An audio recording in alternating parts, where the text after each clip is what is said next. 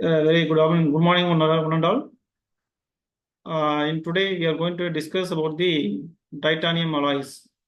Actually, we are dealing with the composites, materials, and structures. In the first unit, we are going to discuss about the introduction to aircraft materials. In this topic, we are going to discuss on titanium alloys and what are the primary advantages and what are the important properties for that we are using in aircraft construction and what are the effects if we are increasing the chromium content on the corrosion resistance of stainless steel alloys. We are going to analyze. Okay, first we have to start with the primary advantages of the titanium alloys in the aircraft construction.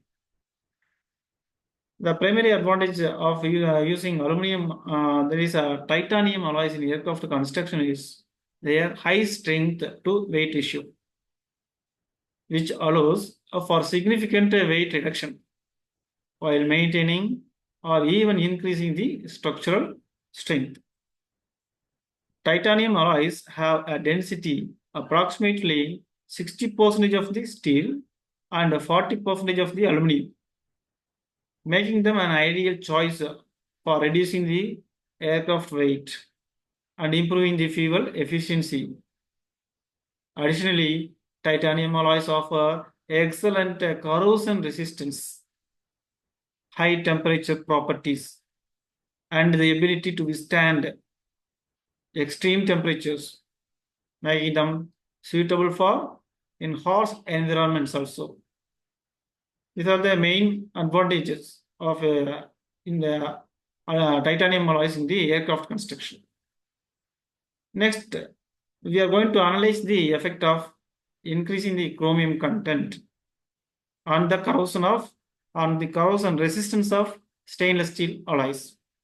Now we are moving on to this stainless steel alloys from the titanium alloys. Now we are going to analyze. Okay, here by increasing the chromium content in the stainless steel alloys, it significantly enhances their corrosion resistance. How? So we can break down into the analysis in the following way. First, formation of protective layer, protective oxide layer, formation of protective oxide layer.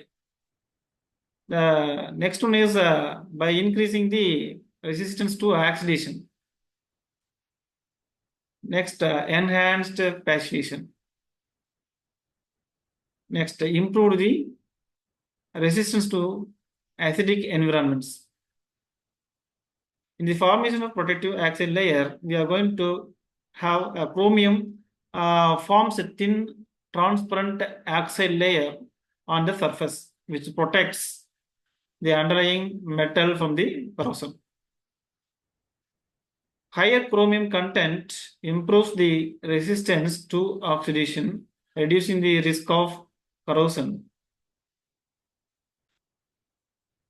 In the enhanced passivation, that means the chromium promotes passivation. It's a process where the oxide layer self-heals. Oxide layer self-heals, maintaining the corrosion protection. It's a very important phenomena, enhancing the passivation.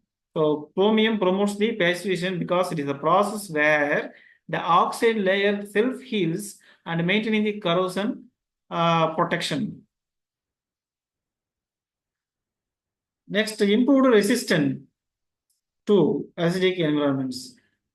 In what way it will helpful? Higher chromium content enhances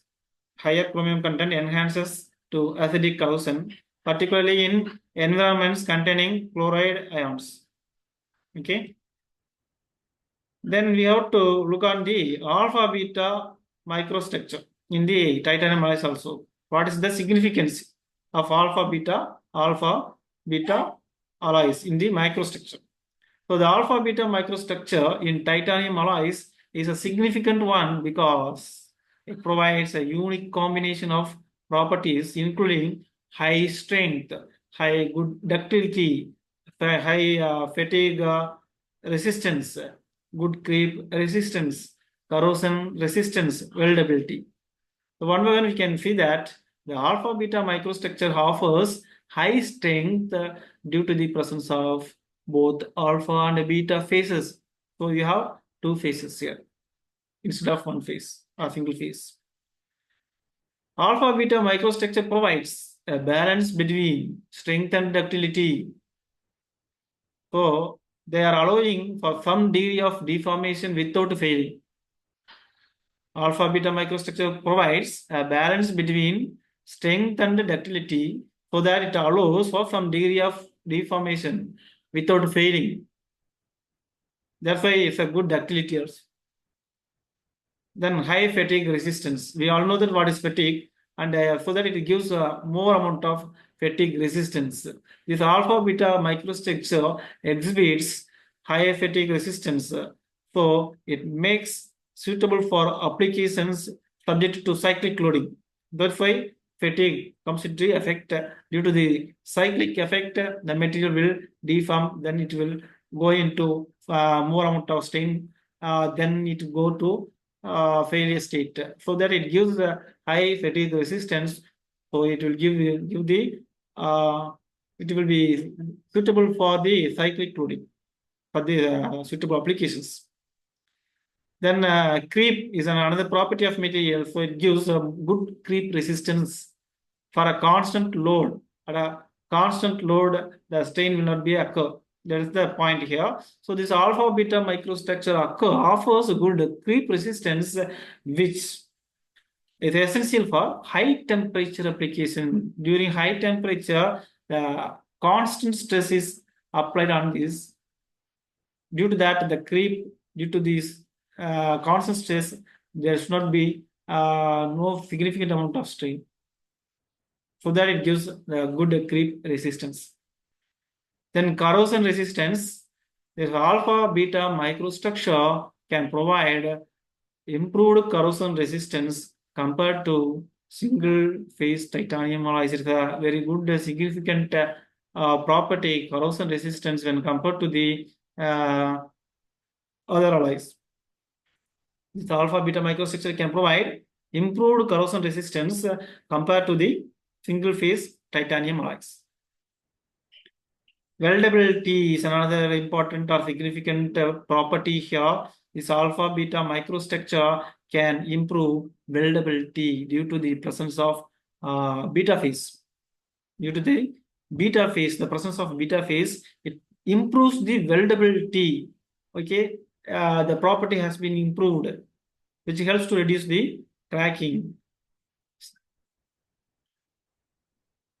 Okay, so these are the very important significant parameters we have discussed. So in this class, we have discussed under the topic introduction to aircraft materials. We have discussed the titanium alloys. What is meant by titanium alloys? And what are the properties are important in the aircraft construction, and the analysis we have done by adding the chromium content in the corrosion resistance to the stainless steel alloys.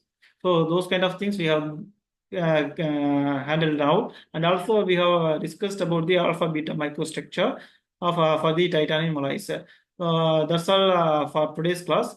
We will discuss more things in the next class also. Okay, thank you for watching this video.